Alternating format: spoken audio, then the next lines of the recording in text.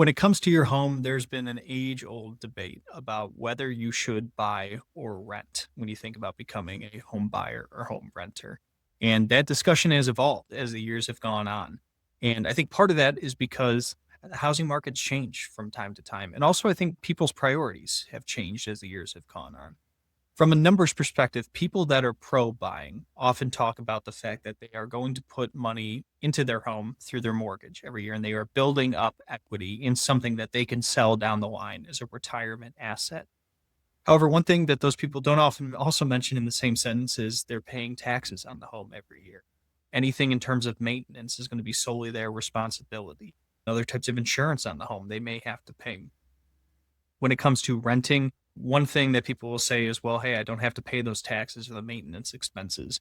But one thing they have to keep in mind is, well, later on, when you are retired, you do not have an asset that you'll be able to sell in order to fund your retirement expenses. So, the one thing I would mention to those people is, what's your alternative plan? How are you going to save outside of buying a home in order to properly save for retirement? One thing that's important to consider is it's not just about the numbers, right? It's not just about how much you're going to have to pay in interest cost if you file for a mortgage. For some people, one thing that's important to them is flexibility of movement. If you're somebody that thinks because of your job or because you like to travel, that you are somebody that's not going to tie down to a property, renting may be a good fit for you and your spouse and your family. If you're somebody that, really is about stability and you're somebody that likes the idea that you are automatically putting money away into an asset that will make you feel good at night, buying may be for you and your family over the long term.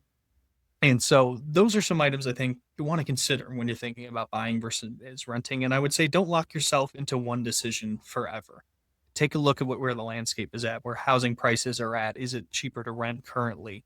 And start saving maybe for buying for a home later on. And if you're someone that says, that's not the path I want to take, don't beat yourself up that you're not going to have that asset in retirement. But just think about what's going to be my alternative plan and how am I going to save money elsewhere to save for retirement.